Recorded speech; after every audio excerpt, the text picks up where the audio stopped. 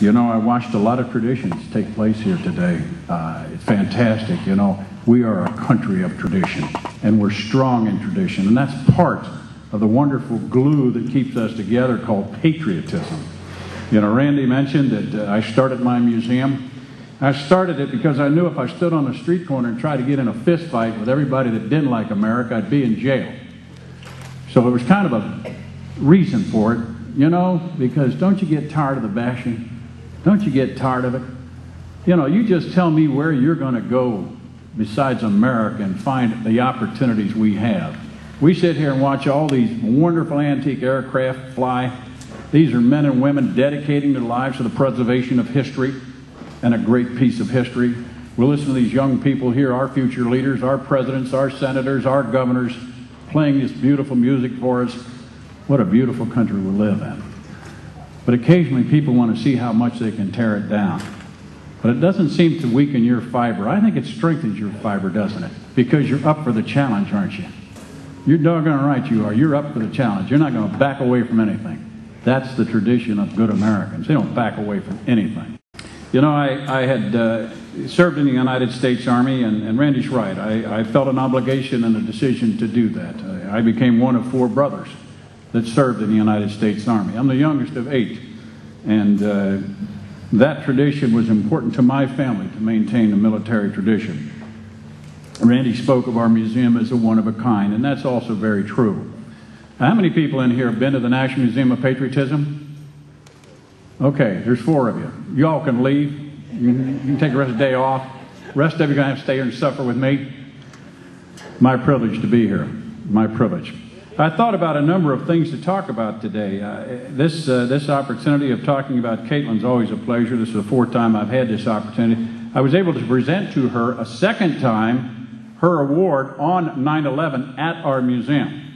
And I don't know how many of you saw her on television, but she was on all 3 stations before 9/11 was over. So you got yourself a little celebrity here. It'll probably go to her head, so Mom and Dad, keep an eye on her, okay? Wait, please, thank you. But I thought about what I would talk about today. And I wrote down a number of things because I take great care in making presentations revolving around the museum that we've created and around the sense of patriotism. One of the things I thought, well, I could tell you about this museum. I could tell you that on 4th of July this year, we made a satellite presentation to Brian Kilmeade of Fox and Friends of a Patriotism Award for what he's done to support our troops with making his trips to Baghdad and various military bases all around the country. And I thought I could talk to you about the many artifacts that we have. That right now we have 5 significant artifacts on display at our museum. One of them happens to be one of the pieces of the aircraft that struck one of the towers. And I think those are pieces that need to be shown to everyone. Everyone needs to be reminded. Those people that left their home that morning, every single one of them thought they were coming home that night. Every single one of them. But I thought, no, I could talk about the membership in the museum, and my marketing director would love that. And I thought, no, that would make me feel like I was doing a shameless commercial. So I decided I wouldn't talk about that.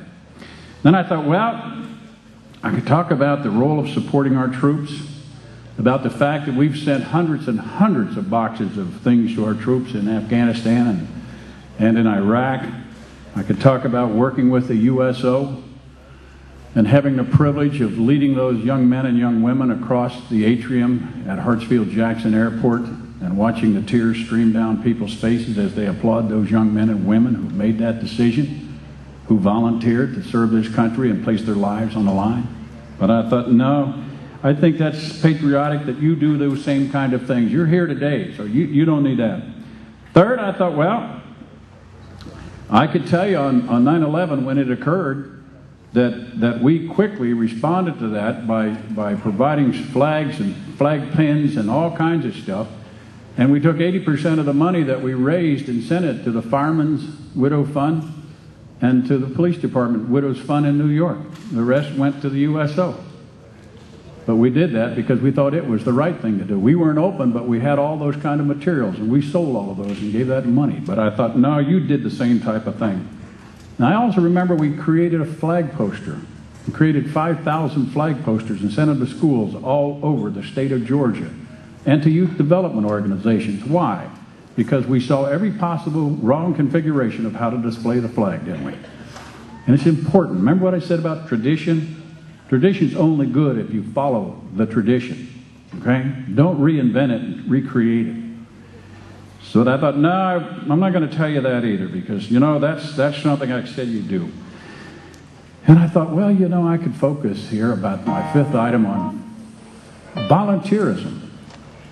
Volunteerism. The President of the United States made a call for volunteerism on Patriots' Day. How many of you are aware of that? I'll see a small number of hands go up. Think about what I just said. Volunteerism on Patriots' Day, the National Day of Volunteerism, in honoring our troops and all of those who lost their lives. But I realize you're here, so you're already doing volunteer work today. So thank you. And volunteer isn't work for the most part. We all feel better from it.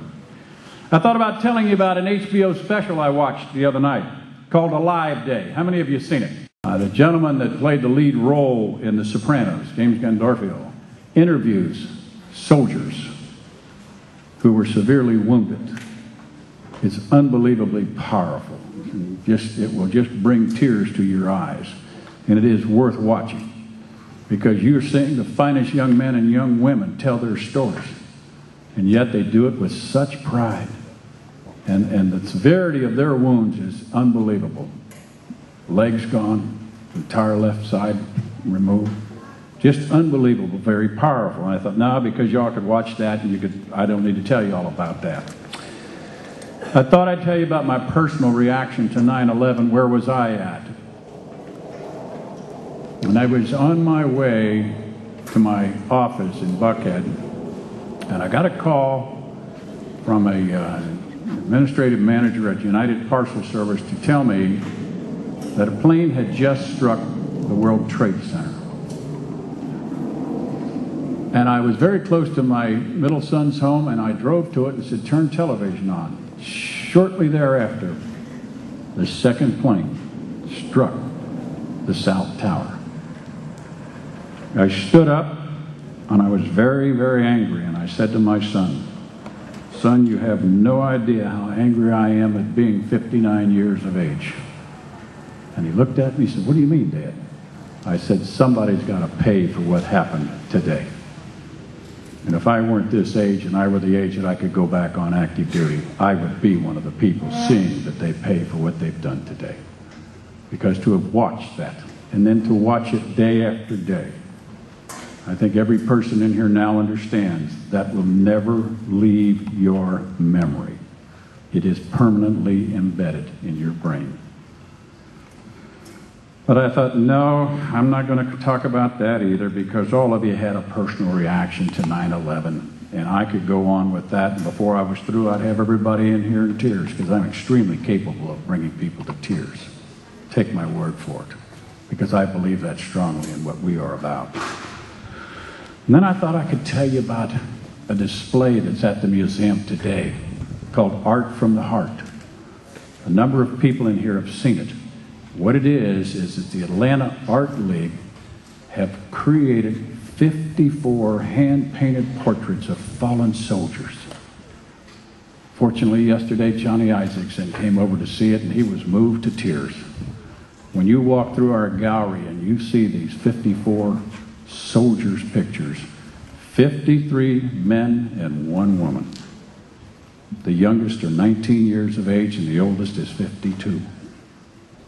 They paid the price, but every single one of them did it for us.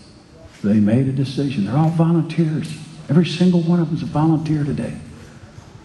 And they paid the ultimate price because they believe we should assemble and do the things we do in a country that's free.